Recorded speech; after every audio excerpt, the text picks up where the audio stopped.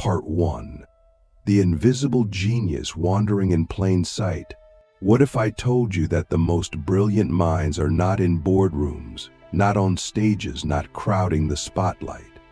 What if the most powerful thinkers, the ones shifting the world in unseen ways, are the ones you pass by without ever noticing? They are not loud, they are not flashy, they are the highly intelligent loners, and their lives are far more extraordinary than anyone realizes. This is their hidden life, the one you were never meant to see. But once you do, you'll never look at solitude the same again. You see, we live in a world obsessed with noise. The loudest voice is mistaken for the wisest. The most followed is mistaken for the most enlightened.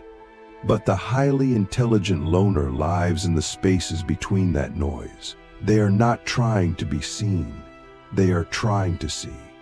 While others chase validation, they chase understanding. And that is where their power begins. As Arthur Schopenhauer once wrote, "A man can be himself only so long as he is alone." So what's the first sign of this hidden life? It's this: you live in multiple realities at once. While most people are absorbed by the external world, what to wear, what to post, what to say, you're simultaneously living in the inner world. There's the conversation happening on the surface, and then there's the one happening in your mind. You're analyzing tone, motive, meaning. You're observing the dance between truth and illusion. And because of this, ordinary life often feels like a performance you're unwilling to audition for. This dual existence creates tension. You smile during small talk, but inside you're wondering why people are so afraid of silence. You go to work, attend events, show up when needed, but your soul is retreating into a deeper question. Is this all there is? You notice things others miss. A pause that lasts too long, a glance that reveals shame, a contradiction in someone's values. You don't just see people, you see through them. And while that might sound like a gift, it can feel like a curse. Because once you see the truth, you can't unsee it. Here's the second truth of the highly intelligent loner. You are constantly questioning the nature of reality. You don't just accept things because they are popular or traditional. You ask why. Why do we fear death? Why do people lie to themselves about love? Why is suffering so persistent?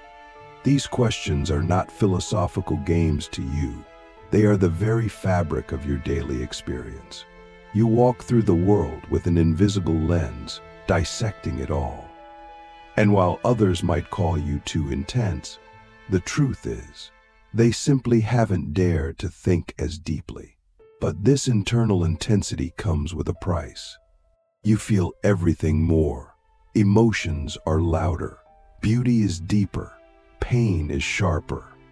You can be devastated by a single news story or uplifted by a line of poetry. Your inner world is vast, populated by thoughts that would overwhelm most. And because of this, you often seek out silence, not for escape, but for survival. In solitude, you can hear your mind clearly. You can breathe. You can rebuild. Click subscribe to this channel to get more profound insights. Now ask yourself this: have you ever felt more alone in a crowd than when you were truly by yourself? That is one of the deepest paradoxes of the highly intelligent loner. In solitude, you feel seen because finally, you're not pretending. But in public, surrounded by people, you wear a mask. You nod, you laugh, you play the part. But inside, you're miles away. You're thinking about consciousness, the illusion of time, the tragedy of wasted lives.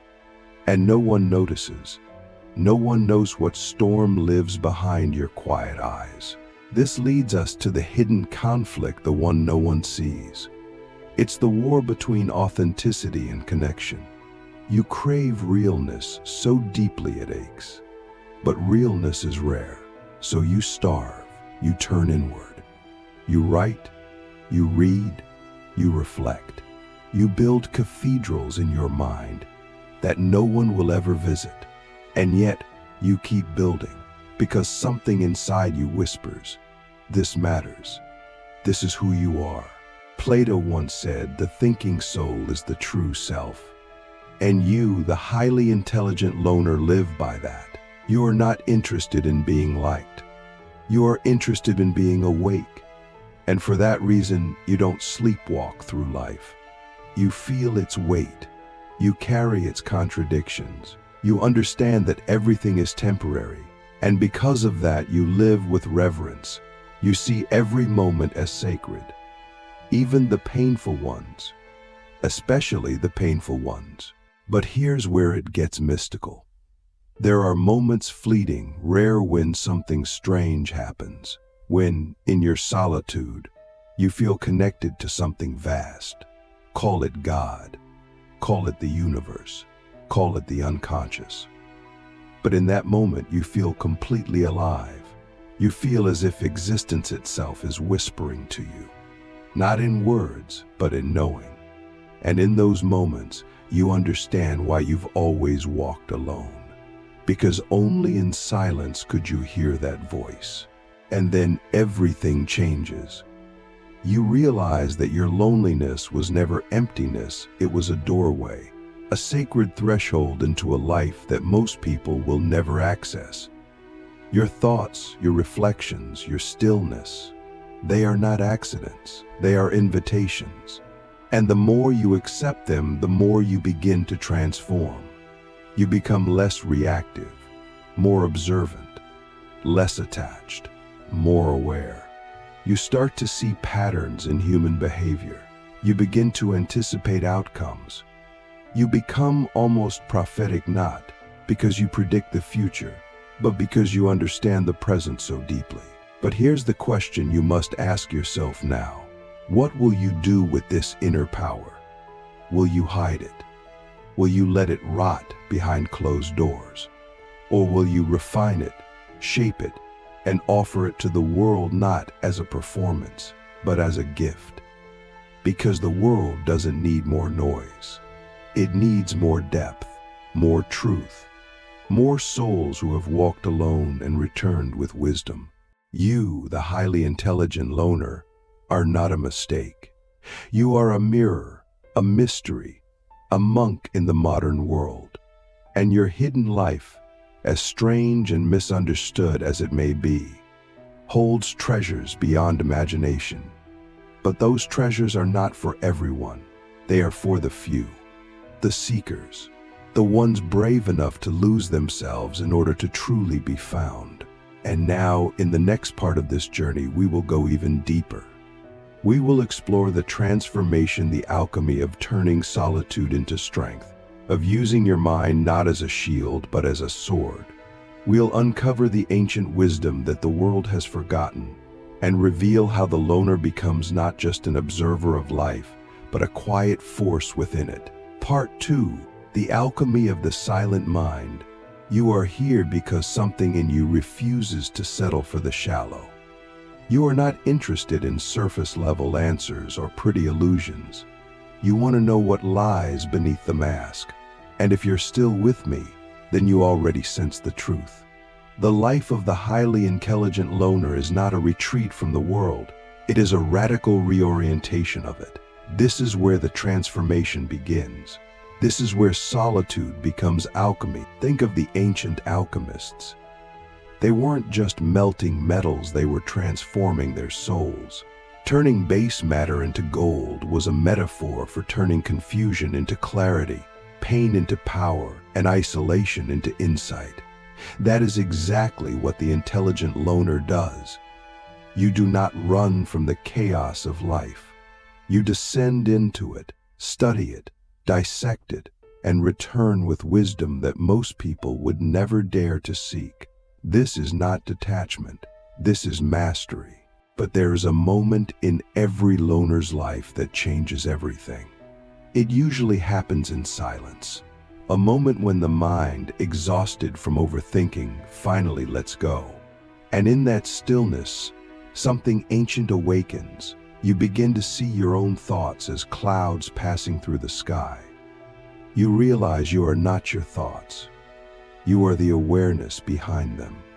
And that simple shift opens a doorway into a deeper, more expansive version of yourself. This is the first stage of mental alchemy, witnessing without judgment. Most people live in reaction. They are pushed and pulled by emotions, by opinions, by the chaos of the crowd. But you, the loner, have a choice. You can step back. You can watch the ego rise and fall. Watch the fear come and go. And instead of reacting, you begin to understand. You start asking deeper questions. Why am I triggered? Why do I crave approval? Why do I fear being misunderstood? And in asking, you begin to dissolve the illusions that held you hostage. Marcus Aurelius wrote, "You have power over your mind, not outside events." Realize this, and you will find strength. The intelligent loner doesn't just read that quote. You live it. You withdraw from distraction not to escape life, but to sharpen your perception of it.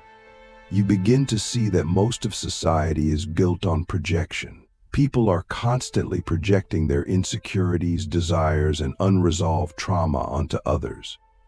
But you've stopped playing that game. You've turned your gaze inward. And what you find there is both terrifying and liberating. Terrifying because you begin to see your own shadow, the parts of yourself that you have ignored, denied, or hidden, the pain you never processed, the beliefs you inherited without question, the masks you wore to survive. But liberating because once you see them, you can transform them. You begin to integrate your darkness, and in doing so, you become whole. This is the second stage of mental alchemy, integration of the shadow. You no longer pretend to be perfect. You no longer seek to be lovable in the eyes of others. You seek to be real in your own. You forgive yourself for your past.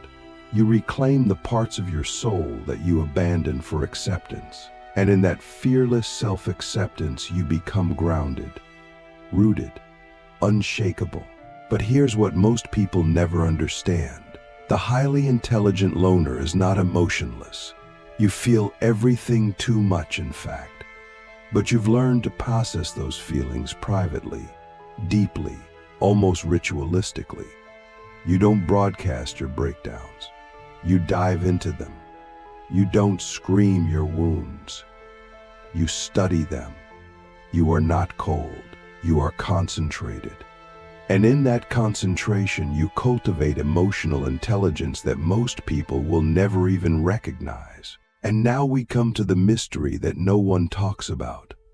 In the loner's silence, there is often a mystical presence, a sense that something larger is operating behind the scenes. You start to feel connected to something timeless. You begin to access states of consciousness that expand your awareness beyond the self. Call it God, call it Source, call it the infinite mind, but it's real. And once you felt it, you realize something profound. You were never truly alone.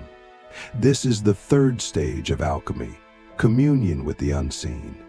You begin to see synchronicities, moments of meaning that cannot be explained. You follow intuition without knowing why. You feel guided as though your inner silence is being answered by an outer intelligence. And the more you trust it, the more it reveals. The more you surrender, the more you are shown. But let's bring it back to the practical. What does this mean for your life? It means that your solitude is not a weakness. It is your training ground. You are learning to think clearly, feel deeply, and act with integrity in a world that has forgotten how to do all three. You are not here to fit in. You are here to wake up. And your awakening, though quiet, is contagious. When you walk into a room with presence, people feel it. When you speak with insight, they pause. When you live with authenticity, they remember. So now I ask you, What are you creating with your solitude? Are you numbing yourself with distractions? Or are you using this space to become something extraordinary? Because every moment alone is an opportunity to learn, to evolve, to unlearn everything that isn't you, and to step into the version of yourself that doesn't need permission to exist. You see, the highly intelligent loner eventually becomes something more. Not just a thinker, not just a seeker, but a guide. Not because you want followers, but because you've walked through fire and returned with light. And others, even if they never say it, are drawn to that light. They crave the depth you've earned. They need the clarity you've cultivated. And your very existence becomes a form of silent leadership. Nietzsche once said, "Invisible threads are the strongest ties." You are one of those threads. Unseen, but essential.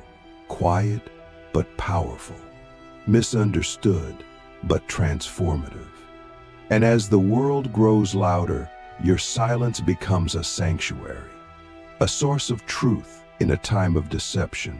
In the final part of this journey, we will explore the ultimate stage of the loner's path, the return, the reintegration, the moment when you no longer need to hide your depth, but instead begin to live it out loud, unapologetically, with purpose, clarity, and quiet revolution.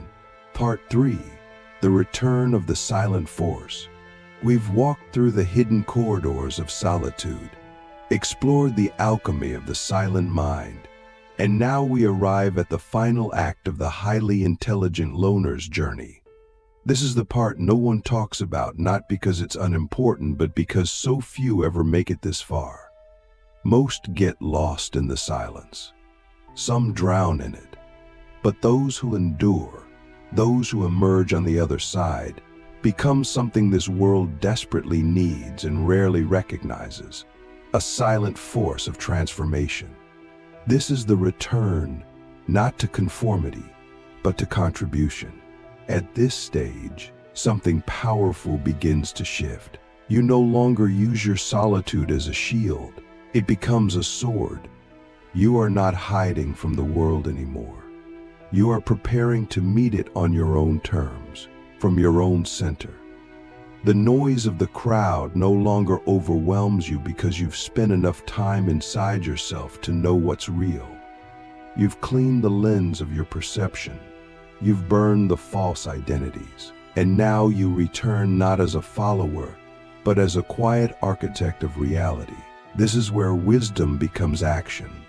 You begin to live your philosophy. You no longer argue about truth. You embody it. You no longer seek validation.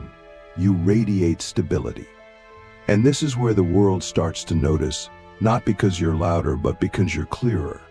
While others chase influence, you carry presence.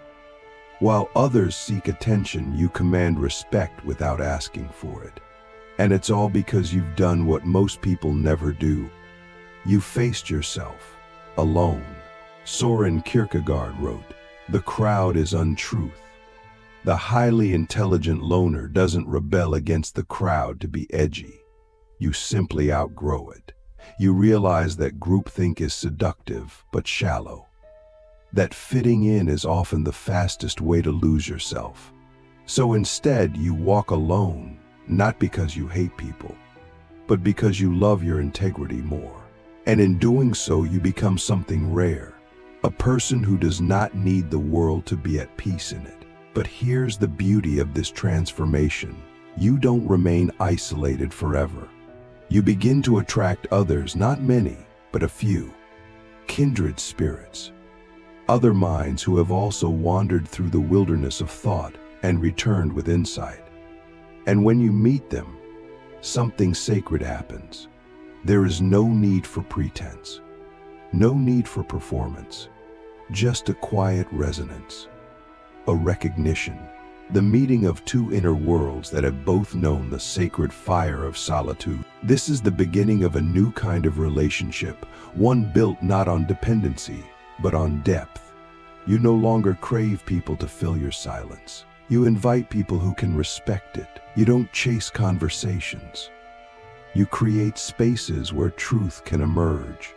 And this changes everything from how you love, to how you work, to how you contribute to the world.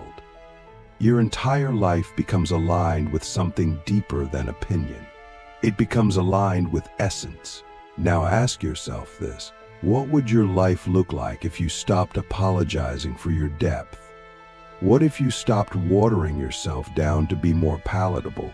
What if you started living as if your solitude had shaped you for a reason, and that reason was now calling you out of the shadows? That's the final phase of the highly intelligent loner's path. Not hiding, not watching, but creating. You begin to create not to impress, but to express. You write, speak, build, or teach not because you want followers, but because you have something to give. Something real. Something that came from hours alone with your thoughts, wrestling with meaning, witnessing your shadow, and carving out truth from silence. You've become a vessel, and the world may never fully understand how you got here, but it will feel the impact of your presence, whether it can name it or not. Carl Jung once said, "The privilege of a lifetime is to become who you truly are." But that privilege requires sacrifice. Sacrifice of ego, of approval, of comfort. And that's the sacrifice the intelligent loner has already made. You've lost the crowd, yes. But in doing so, you've found something far more valuable: yourself, your clarity, your voice. And now, standing at the edge of your own evolution, you realize something even more radical. You were never meant to walk this path for your own sake alone. You were meant to walk it so that others could follow. Not by imitation, but by inspiration. Not by depending on you, but by remembering themselves through you.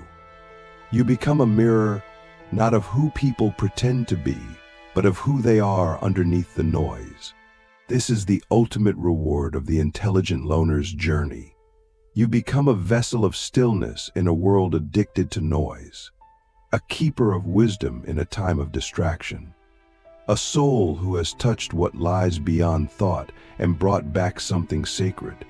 And in that, your life becomes not just a private evolution, but a public offering. But let's be clear, this path is not easy, and it will never be popular.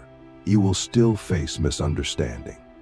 You will still walk through moments of doubt. You will still have days when the silence feels heavy. But now, you have something you didn't have before. You have orientation.